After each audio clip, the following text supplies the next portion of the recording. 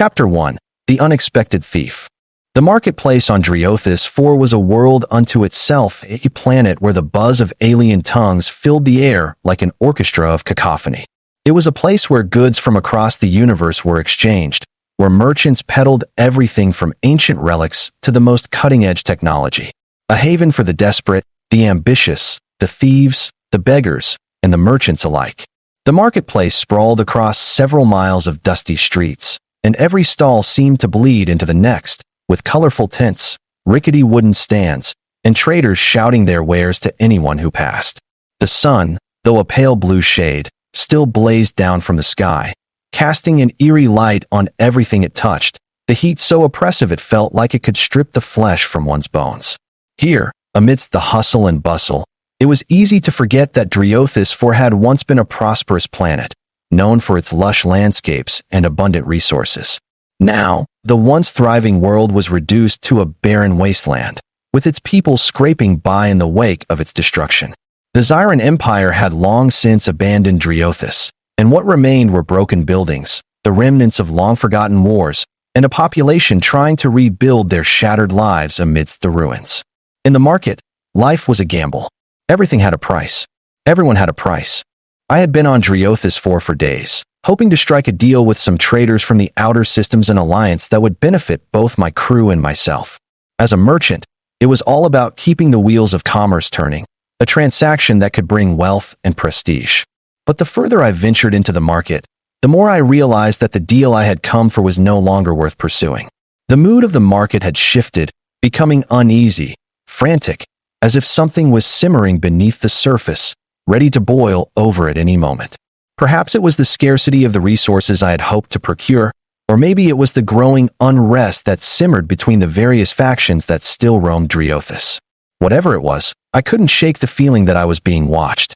As I walked past the rows of booths filled with exotic wares, jewel-encrusted daggers, shimmering fabrics from planets far beyond this one, and small, strange trinkets from dead civilizations, my mind was preoccupied with the business at hand, but my eyes kept darting back to the strange happenings unfolding around me. My fingers instinctively brushed the hilt of the blaster strapped to my side, but I dismissed the anxiety welling up inside me. It was just the hustle of the market. Merchants and criminals alike were always on edge here. It was when I reached the fruit vendor, an alien with orange skin and 6 eyes, that I first saw him, a small child darting between the crowded stalls, his body moving with such purpose that it immediately caught my attention. He was short, almost too small to be of any age where a child should be running free, and his skin was a dull gray, with veins visible beneath the surface, his features sharp and angular in a way that spoke of hardship. His clothes, if they could even be called that, were ragged, patched together by the hands of someone who had long given up on caring for appearance. The child's eyes, though, were what held me, bright yellow and feverish, wide with something I couldn't place, an expression that held both desperation and cunning. He moved quickly, his thin fingers darting out, snatching an apple from the vendor's cart with a practiced ease before darting back into the crowd. He didn't even look back. I wasn't sure why I was intrigued by him. Maybe it was the strange, wild glint in his eyes that seemed to pierce through the world around him, or perhaps it was the way he moved, quick and efficient, like someone who had been through more hardship than a child should ever have to endure. I turned my attention back to the fruit vendor, whose expression had barely changed, but my mind kept wandering back to the boy. I continued to watch, silently, wondering what had driven him to steal from a vendor in broad daylight, and for a moment, I convinced myself it was simply a matter of survival. The vendors here had long grown accustomed to the occasional theft. It was just part of the cost of doing business in this part of the galaxy. But there was something unsettling about the way the child had taken the apple like it was a signal, something far more significant than just petty theft. I decided to follow him. I left the fruit vendor behind and, keeping a safe distance, began to trail the child through the maze of market stalls. His path was quick, calculated, weaving through the crowd with ease, never once looking over his shoulder, like he knew exactly where he was going and who, if anyone, might be following him. His movements were practiced, too fluid, too effortless for someone his size, as if he had navigated this very path 1,000 times before. For a while, I thought about turning back. Perhaps it was nothing, perhaps it was simply a child doing what children do on a planet like Driothus 4, where survival was a game of instincts. But something kept me moving forward, a gnawing curiosity that tugged at me with each step. The child led me through narrow, dimly lit alleys where the streetlights flickered weakly overhead. The market district was soon far behind us, and the sounds of haggling merchants faded into a quiet, oppressive silence. As we moved further, the buildings grew older, dilapidated, their windows either shattered or completely covered by dirt and grime. The world here felt forgotten, like it had been abandoned by those who once inhabited it. The air grew cooler, the shadows darker, and I couldn't shake the feeling that I had wandered into a part of Driothus 4 where few dared to go. Finally, after what seemed like an eternity of twists and turns, the child stopped in front of a crumbling building, a structure so old and decayed that it seemed as though the wind itself might tear it apart at any moment. The child didn't hesitate. He pushed open the half-rotted door with a faint creak and slipped inside, disappearing into the darkness. I hesitated for a moment, my pulse quickening as I considered whether to follow. But curiosity, that ever-present force, drove me forward. I stepped toward the building, my footsteps muffled by the dust and debris scattered across the ground. Inside, the air was thick and stale, heavy with the scent of mildew and rot. The darkness swallowed the room, and I struggled to adjust, my hand instinctively reaching for the dim light on my wristband. The light flickered to life, casting weak beams across the room, and I froze in place as I saw her. She was lying on a worn-out blanket in the far corner of the room, a frail and emaciated figure, her body twisted with exhaustion. The woman was alien, her skin a pale shade of blue with translucent veins running beneath, her face gaunt and hollow from what could only be described as extreme malnutrition. Her breathing was shallow, labored, as though the weight of life itself had become too much for her to bear. Her eyes were closed, but the faint rise and fall of her chest was the only indication that she was still alive. Beside her, the child stood motionless, his small form barely visible in the dim light, watching me with those same yellow eyes, his gaze unreadable. For a long moment, I did nothing but stare. It was clear that the woman had been suffering for some time. Her condition wasn't just caused by hunger. There was something else, something more that had drained the life from her. The child, I realized now, hadn't been stealing for himself. He had been stealing for her, his mother. I knelt down beside the woman, my heart heavy with an unfamiliar mixture of sympathy and sorrow. I knew I couldn't do much. There were no medical supplies in this building, no means to help her, but there was one thing I could offer: food. I pulled a ration bar from my pack, the standard provisions from my ship, and gently lifted it to her lips. She stirred slightly, her eyelids flickering open for a brief moment. Her eyes, tired and dim, locked onto mine. There was no recognition, no thanks. She was too far gone, too weak to care about anything except the next breath. I glanced back at the child, who stood silently in the corner. His gaze was unwavering, and there was an odd stillness in his expression, something almost hollow. "She's your mother?" I asked, though the words felt inadequate, clumsy in the face of what I was witnessing. The child nodded, his voice hoarse, barely a whisper. "She is sick, very sick." His voice trembled, and for the first time, I realized just how young he really was. No older than 5 or 6 cycles, yet already carrying the weight of this world's brutal reality on his small shoulders. He hadn't stolen out of greed or malice. He had stolen because his mother was dying, and he didn't know what else to do. I swallowed hard, my mind racing. What could I do? What should I do? It was a moment of moral reckoning. Driothus 4 was a world where survival often meant making hard choices, and here I was, a stranger, thrust into the lives of a child and a dying woman. I couldn't change the past. I couldn't undo the suffering they had endured. But maybe, just maybe, I could help them in the only way I knew how, by giving them the one thing that had become as scarce as hope itself: a chance. I reached into my pack again, pulling out another ration bar and offering it to the child. His eyes softened for the first time, and his fingers trembled as he took it, his hand brushing mine. A fleeting connection, a moment of human kindness in a place where both seemed in short supply. "This will not be enough," I said softly, almost to myself, my voice laced with a frustration I couldn't hide. I looked at the child again. "You need more. You both do." His eyes flickered briefly, the hint of something that resembled recognition in them. But before he could respond, the woman let out a soft, strangled cough, her fragile body jerking upward. She gasped for air, her lungs laboring for every breath. I reached out to steady her, but I knew that this was no ordinary sickness. This wasn't just starvation. There was something far worse at play here. As I crouched beside the frail woman, the child still standing a few feet away, the weight of the situation grew heavier. She coughed again, her body shuddering with each labored breath, and I could feel the helplessness in the air. I wanted to do more, to say something that would alleviate the burden that hung over us all, but there were no words for this kind of suffering, no words that could bridge the gap between the brutality of the world and the fragility of life itself. I gently placed the ration bar in the woman's hand, pressing it into her cold, thin fingers. She didn't react at first, too weak, too exhausted to comprehend what I was offering. Her lips were cracked, and her face bore the marks of a long, slow decline in illness that had stripped away everything except the barest hint of life. The child's eyes never left me, his yellow gaze now tinged with something more hope, perhaps, or fear. He seemed to be waiting for something, some miracle that I had no ability to provide. "Please," the child whispered, his voice barely audible. "She needs more. I've tried so hard." My chest tightened at the desperation in his words. His small frame was stiff with anxiety, and though he barely spoke, his entire demeanor conveyed the unspoken plea. "Help her. Help us." I reached into my pack again, pulling out a few more ration bars, and carefully placed them beside the woman. The child shuffled closer, his bare feet dragging across the cold, dirty floor.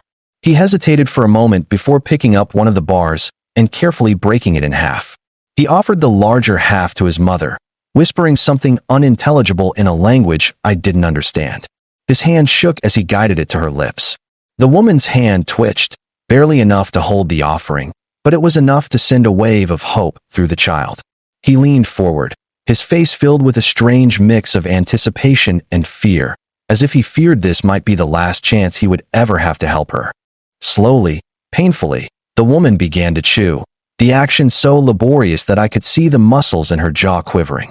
She swallowed, and for the briefest moment, her eyes fluttered open. She didn't look at me, she didn't need to, but the smallest of nods seemed to express a deep, unspoken gratitude to her son. I could see the bond between them, raw and pure, forged in a crucible of hardship that most could never understand. But the moment didn't last long. The woman's eyes closed once more, and she seemed to slump further into the blanket. Her body sagged, her breath shallow, the faint sound of her chest rattling with each struggle to inhale. The child, still clutching the remainder of the ration bar, sat down beside her, his small hand brushing the hair from her face, as though trying to comfort her in the only way he knew how. I didn't know what else to do. I could offer them food, shelter, or even medical supplies, but I knew it wasn't enough. Not by a long shot. The Zyran Empire's abandonment of Driothis IV had left its people in a state of decay and neglect, the planet forgotten, its resources drained, and its inhabitants left to wither. This woman, this mother, was just one of many casualties of that systemic neglect. The child, however, was something else. His eyes, despite the darkness surrounding him, still held a spark. There was a fierceness to him, a tenacity that spoke of his will to survive, no matter the cost. I turned to the child, who was still staring at his mother with an almost childlike devotion, a devotion that seemed to carry the weight of 1,000 years of suffering. "What's your name?" I asked gently, unsure if he could even understand me. He looked up at me, his yellow eyes wide and wary. It took him a moment to respond, his voice barely above a whisper. "I'm Lon." "Lon," I repeated, testing the name on my tongue. "How old are you, Lon?" He glanced back at his mother before turning his gaze to the floor, a sadness clouding his features. 6, maybe 7 cycles. I blinked in disbelief. Despite his appearance, despite his small, fragile body, Lon was barely a child. But the way he spoke, the weight of his experiences, suggested a maturity far beyond his years. I sat down beside him, careful not to intrude too much on the fragile moment he shared with his mother. "You've been taking care of her, haven't you?" I asked, my voice soft. Lon nodded, his expression hardening for just a second before his face returned to that hollowed look of exhaustion. I had to. No one else. I take food. I find it. But sometimes it's not enough." I didn't know what to say. How could I? I had lived a life of privilege compared to what Lon and his mother had endured. My troubles had never been so basic, so stark in their need for survival. I had a ship, resources, and the ability to make trade deals across the galaxy. But here, in this dark, broken room, I was helpless. I couldn't fix this by giving food or making promises. This was about survival in a system that had abandoned them. This was about a world, a people, lost in the dust. And so, for a long time, I sat in silence, watching the child and his ailing mother, hoping that somehow, despite all the odds, this small, broken family could find the strength to make it through the coming days. But in the back of my mind, a realization settled in, heavy and unyielding. I couldn't just leave. These were lives I couldn't turn my back on, no matter how far I had traveled from the problems of this planet. I had to find a way to help them. I wasn't sure how, but I couldn't walk away from this. Not now. Chapter 2. The Promise of Hope. The decision to help Lon and his mother wasn't an easy one, but it was one I couldn't avoid. As I sat in the dimly lit room, watching the fragile woman's shallow breathing, the resolve I had buried deep within me began to take shape. I wasn't sure what I could do to save them, but I had to try. And the first step in that journey was getting answers. Lon had become my guide in this foreign land of poverty and suffering. He led me through the labyrinthine streets of Driothis 4, past broken-down buildings and abandoned stalls, into an even darker and more decrepit section of the city, a place where the refugees, the outcasts, and the forgotten lived. The deeper we went, the more oppressive the atmosphere became. The air smelled of decay and neglect, the once vibrant world now little more than a shell of what it had been. Lon didn't speak much as we walked. He led me through narrow alleyways, where the walls were covered in grime and the flickering lights cast long shadows. It was a far cry from the bustling market district I had come from, a place where life seemed to pulse and thrive. Here, it was as if time had forgotten Driothis 4, leaving only those too stubborn, too broken, or too desperate to leave behind the ashes of a lost civilization. Eventually, we arrived at a small, nondescript building, an old clinic, long since abandoned by any official medical services. The walls were barely standing, the windows shattered, and the place seemed to hold the weight of countless failed hopes. But this was where Lon had brought his mother for treatment. There was something about the way he moved his careful steps, the way his small hands clenched tightly at his sides, that suggested he had been here before. He didn't speak as he approached the door and knocked quietly, as though he were afraid to disturb the ghosts that lingered within. When the door opened, it revealed an older man, a doctor, I assumed, who looked as though he had seen better days. His clothes were worn, his eyes tired, but there was a softness to his features that suggested he had dedicated his life to helping those who had nowhere else to turn.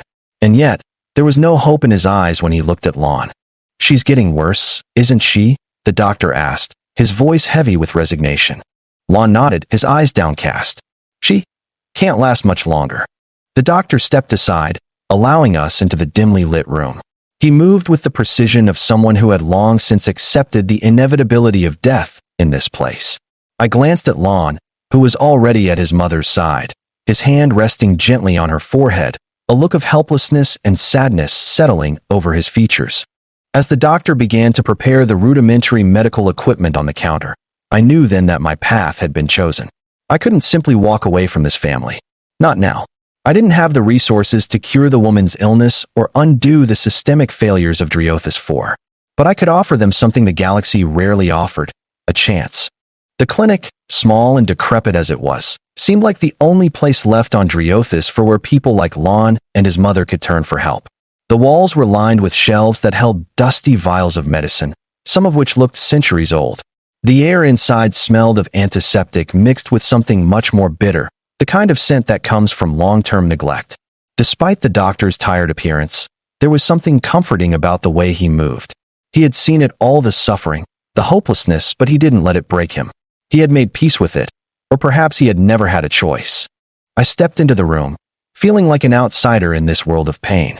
The walls, barely standing, seemed to carry the weight of the entire district. I could see Lon's face crumple as he watched his mother's labored breathing, his small fingers curling around her hand as if trying to will her back to life.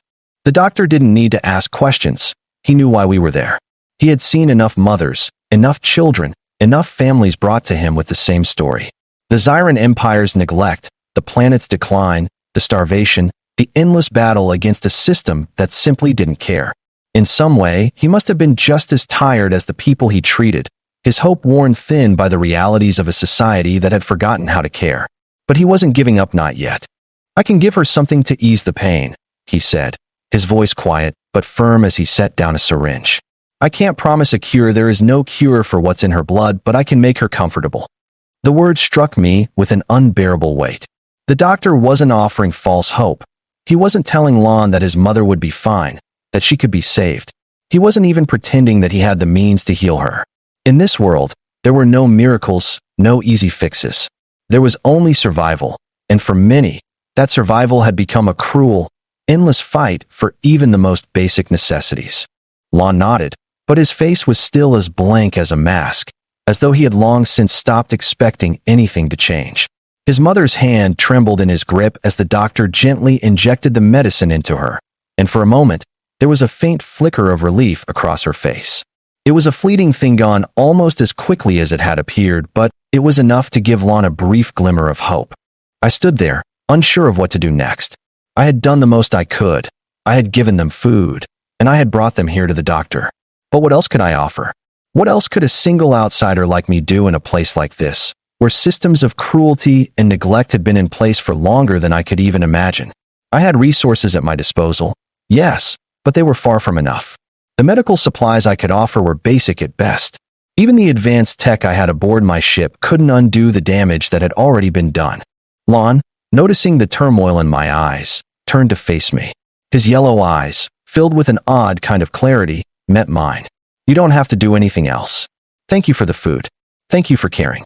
His voice trembled but held firm. "But she's not going to make it. Not here. Not now." The raw honesty in his words, the resignation that he had carried for so long, hit me harder than anything else had so far. There was no escape for these people. No one was coming to save them. There were no cavalry, no fleets of ships, no armies marching in to defeat the oppressors. There was only this small, broken family clinging to the last vestiges of hope in the face of insurmountable odds. I reached into my coat pocket and pulled out a small device, a communications chip, something I had been holding onto for a while but hadn't used. My thumb hovered over the button that would activate it.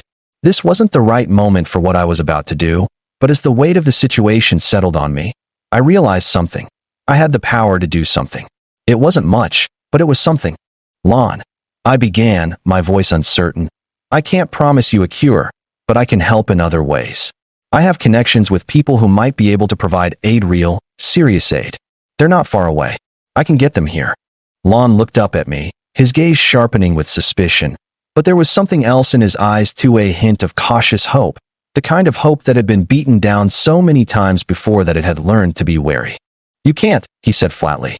"They won't come. You don't know Driothus for. The rich, the powerful, they only care about what they can take from this place.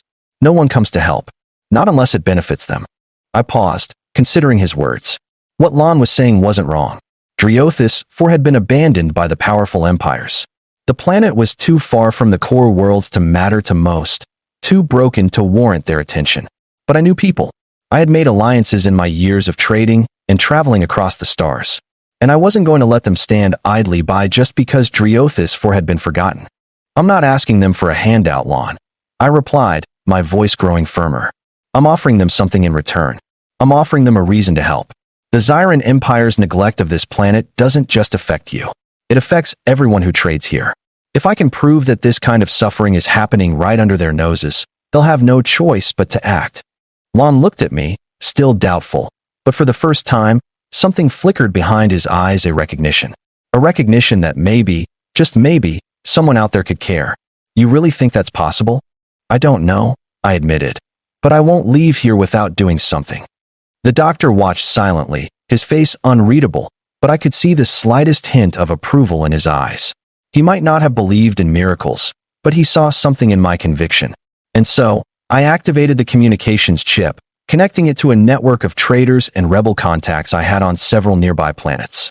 I couldn't promise success, but I could at least make the attempt. I would not let Lon and his mother become just another forgotten story on Driothus 4. Not while there was something left to do. Chapter 3. A Desperate Bargain. The days that followed felt like an endless stretch of waiting, uncertainty, and quiet dread. Despite the medical supplies we had managed to gather, the woman's condition didn't improve. She remained unconscious much of the time, her breath shallow, her body too weak to respond to the treatment we had given her. But there was a faint glimmer of life left in her, enough to keep Lon hopeful, enough to keep him by her side. As I waited for any response from my contacts, I began to learn more about the true extent of Driothis IV's suffering. The city outside the clinic had become a battleground between desperate survivors and opportunistic warlords, each trying to carve out a piece of the dying planet. The market was still a place of commerce, but it had become lawless, a haven for thieves, mercenaries, and corrupt officials who cared only for their own gain. The poor were left to fend for themselves, and the once vibrant world had become a forgotten husk, stripped of any resources worth salvaging. I had been in negotiations with several factions, including a small rebel group operating out of a nearby station, and a trader network that specialized in medical supplies. They weren't easy to reach, but after days of waiting, I finally received a signal, one that made my heart skip a beat. The message came through just as I was sitting with Lon, watching over his mother. The device buzzed on the counter, and I rushed to answer it. The transmission flickered to life, revealing a familiar face, Rena, a former associate and leader of a resistance faction on a nearby planet. Her face was tense, her dark eyes scanning the background, looking over her shoulder. "I've received your message," Rena said, her voice cool but serious. "We're in. We've managed to get some medical supplies together, but we'll need to make it quick. You have about 24 hours before the Zyran surveillance drones catch wind of your movements." I nodded, my mind racing. The weight of what I was asking them to do, what we were asking them to do, was enormous. But for the first time, I had a real chance to bring change. The supplies would arrive within the hour, and we would be able to treat the woman properly, perhaps even give her a fighting chance. I looked at Lon, who was still sitting silently by his mother's side. His face was streaked with dirt and exhaustion, but there was a fire in his eyes. He was determined. "We're going to save her, Lon," I said firmly, though I wasn't sure if I was speaking to him or to myself. "We're going to bring her back." Lon looked at me, his lips trembling. "You promise?" he whispered. "I promise," I replied. And for the first time since I had met them, I believed it. The hours passed like days as we waited for the medical supplies to arrive. The atmosphere in the small clinic was thick with tension. Lon remained by his mother's side, never moving far, his small frame barely noticeable beside the aging woman who lay frail on the blanket. His tiny hands, so delicate, were clutching onto the edge of her hand, almost as though he were afraid she might slip away if he wasn't holding on to her. His yellow eyes remained focused on his mother, unblinking, determined. I had done everything I could in those few hours. I reached out to every contact I had, pleading with them for anything they could spare: medical supplies, aid, or even just information that might help. Rena's crew, though always elusive, had come through as promised. I had managed to arrange for a shipment of basic medical supplies to land at a discreet location not far from the clinic. It wouldn't be enough to cure the woman completely, but it might be enough to stabilize her, to keep her alive long enough for a more permanent solution. The clinic was quiet now, save for the faint sound of the woman's breathing. Each shallow inhalation seemed to grow weaker, slower, and I knew time was running out. I paced the room, unable to sit still, my mind racing with plans that didn't seem to lead anywhere. The rebels weren't equipped for this type of medical intervention, and even if they had been, we were fighting against more than just illness. We were fighting against a system, a galaxy-wide network of control that had abandoned the people of Driothis IV and left them to rot. Lon didn't speak much, and I couldn't bring myself to offer false assurances. There was no simple fix here. There was no easy way out of the mess that Driothis had become. But we had to try. We had to try. Finally, as the sun began to dip below the horizon, the sound of a shuttle engine rumbled in the distance. My heart jumped in my chest, and I quickly motioned for Lon to stay with his mother while I went outside to receive the shipment. The alleyway outside was cloaked in darkness, with only a faint light from distant street lamps illuminating the crumbling structures around us. I stood in silence for a moment, the wind carrying with it the heavy scent of decay and dust. I could feel the presence of the planet, as if it itself were watching me, waiting to see if I would be another failure or a fleeting glimmer of hope. The shuttle came into view, its lights cutting through the dark, and it touched down softly on the cracked pavement. A familiar figure emerged from the cockpit, a tall, thin woman wrapped in the rugged garb of a rebel pilot, her face shadowed by the hood of her cloak. It was Rena, the leader of the rebel faction, and the woman I had called on for help. She was not a woman who wasted time with pleasantries, and I knew that the moment her feet hit the ground, the negotiations would be swift.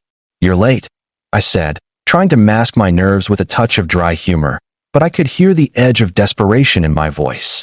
Rena's eyes met mine, her expression unreadable. "The Zyran keep a close eye on the skies. We were careful.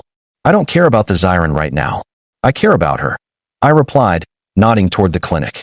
"I need everything you promised. Now." Rena didn't hesitate. She gestured to the two men accompanying her, who immediately began unloading crates of medical supplies. "We brought what we could. It's not much, but it's enough for you to do what you need." She handed me a small data pad with the coordinates for a more advanced facility, one that might have the resources we needed to truly stabilize Lon's mother. "You'll have to go there for anything beyond this." I nodded, my heart racing. This was the moment of truth. The supplies we had gathered weren't a cure, but they could help stop the bleeding, help hold the woman together long enough for the real work to begin. But it was all contingent on time. We had to get the treatment to her, and we had to do it before she slipped beyond the point of no return. "How long do we have?" I asked Rena, my voice low. "Less than a day," she replied bluntly. "Her condition is deteriorating. If we don't act now, it'll be too late." I gave a quick, sharp nod and turned toward the clinic. Rena's crew began unloading the crates and securing the shuttle, but my thoughts were already on the woman inside, the woman who, just a short time ago, had seemed like a stranger, a casualty of a war I didn't belong to. But now, she was my responsibility. Her life was in my hands. Chapter 4, The Last Breath. I returned to the clinic quickly, almost running back to the woman and her child. The air inside the building was stifling, the shadows thicker now as the night settled deeper around us. I could see Lon sitting next to his mother, his face pale and drawn, the quiet desperation in his posture evident even in the faint glow from the overhead lights. He looked up when I entered, his expression darkening with both hope and fear. "Did you bring it?" Lon asked, his voice trembling. I didn't answer right away. I crossed the room and went straight to the crates of medical supplies, tearing through them with urgency. The supplies were mostly standard antibiotics, pain relievers, basic wound dressings, but there were also a few more advanced vials, ones that could stabilize her vitals and perhaps slow the infection coursing through her system. But even with these supplies, I knew the outcome was uncertain. Driothis 4 had been a haven for disease and neglect for years. The Zyran Empire's abandonment had left the planet's medical infrastructure in tatters, and there was no guarantee this would work. "Lon," I said, pulling out a small syringe and preparing it. "This will help. It'll give us a fighting chance." Lon nodded solemnly, his yellow eyes never leaving his mother's face. I could feel the weight of the moment in the air, the fragile balance between life and death that seemed to hang in the balance with every breath the woman took. She was so weak, barely holding on, but I couldn't give up. I couldn't let her slip away without at least trying. I gently administered the medicine to her, watching as the syringe emptied into her veins. The room felt silent, but the tension was suffocating. I waited for what seemed like an eternity, every second ticking by in excruciating slowness. The woman's breathing, already shallow, seemed to falter for a moment, and my heart skipped a beat. I braced myself for the worst. But then, a faint change. A flutter. Her chest rose slightly higher, the shallow breaths becoming less erratic. Slowly, cautiously, she opened her eyes. "Mom," Lon whispered, his voice cracking. "Can you hear me?" Her eyes, once dull and vacant, seemed to focus for the first time in what felt like ages. She turned her head toward him, the faintest hint of recognition flickering in her expression. And in that moment, I saw something I hadn't expected: hope. It was fragile, fleeting, but it was there. "I'm here," she rasped, her voice barely audible. "I'm still here." Lon's face broke into a smile that was more of a grimace, but it was the first smile I had seen from him since I arrived. His mother's hand squeezed his, the faintest show of life that made all the difference in that moment. The battle wasn't over. We had saved her for now, but there was still much to be done. The journey to recovery would be long, uncertain, but for the first time, it felt like there was a possibility of a future where Lon and his mother could find peace, far away from the devastation of Driothis 4. I looked over at Rena, who had stepped silently into the clinic behind me. Her expression was stoic, but there was a faint nod of approval. "You did good, my friend," she said quietly.